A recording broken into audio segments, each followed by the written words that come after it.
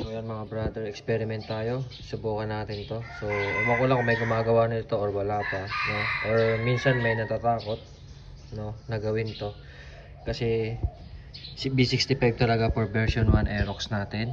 So gagamitan natin siya ng 2DP na belt, and then B65 yung pulley, at ito naman ay 2DP na drive base.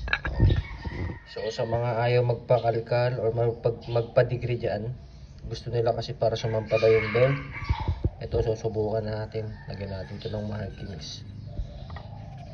Tingnan natin yung update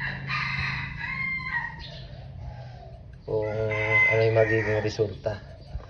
2DP belt ang gagamitin natin dito, yung B65, no? Yan. Okay, 2DP. Let's go.